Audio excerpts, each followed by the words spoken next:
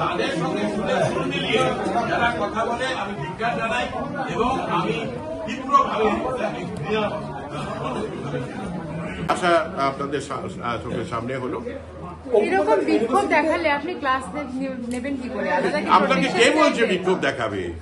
কেউ কিচ্ছু না। এই বিশ্ববিদ্যালয় আর আমার এই বিভাগে সমস্ত স্তরে ছাত্রছাত্রীরা আমাদের সঙ্গে রয়েছে এবং তারা বিশ্ববিদ্যালয়ে বিশৃঙ্খলা বরদাস্ত করছে না।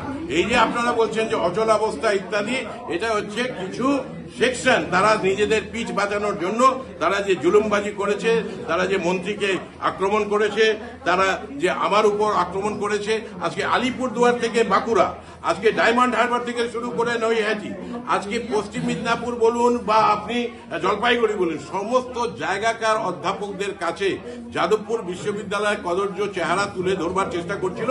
তাই জন্য আমার জন্য এটা খুব বেশি প্রয়োজন যে যাদবপুর বিশ্ববিদ্যালয়কে রিপ্রেজেন্ট করা আর এটা বলা যে আমরা এখানে পঠন পাঠন অধ্যাপনা আর গবেষণার কাজে রয়েছি।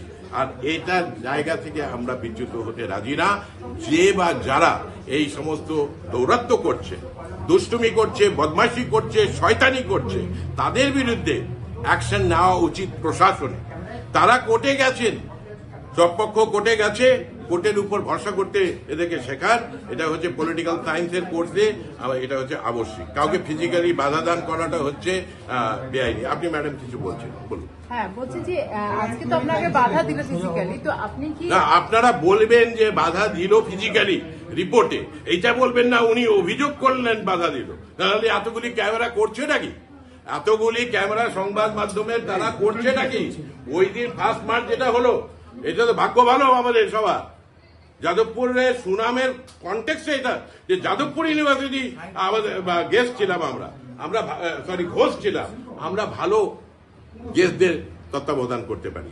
সেটা করার দায়িত্ব প্রশাসনের ছিল না, কিন্তু প্রশাসনের উচিত ছিল যে যথাযথ ব্যবস্থা করা। এবং কারা এই সমস্ত করেছে, কারা আর কি আক্রমণ সানিয়েছে। কলকাতা বিশ্ববিদ্যালয়ের দেওয়ালে দেশবিরোধী স্লোগান লেখা, এটা কি আমি তীব্র ধিক্কার জানাই। এবং এই যে বিভিন্ন জায়গায় দেয়ালে পোস্টার লেখা, এগুলি সমস্ত হচ্ছে গর্হিত কাজ। পোস্টার লেখার জন্য নির্দিষ্ট জায়গা থাকবে। যে কোনো জায়গায় নতুন বিল্ডিং রং হচ্ছে, সেটাকে 3 দিনে আর কি পোস্টার লাগিয়ে আর কি নোংরা করে দিচ্ছে, দিনের পর দিন চলছে। এই বিশ্ববিদ্যালয় শুধু সিসিটিভি ক্যামেরাতে এলে হবে না, এখানে বায়োমেট্রিক ইন্ট্রোডিউস করতে হবে। এখানে বাইরের কেউ আসবেন না। আমি আজকে সবাইকে বলে দিয়েছি, আমার ছাত্রছাত্রী বাদ দিয়ে এখানে কেউ আসবেন না। ওম প্রকাশ মিশ্র কারোর সাপোর্টের দরকার নেই। যাদবপুর বিশ্ববিদ্যালয়ে আছি, থাকবো।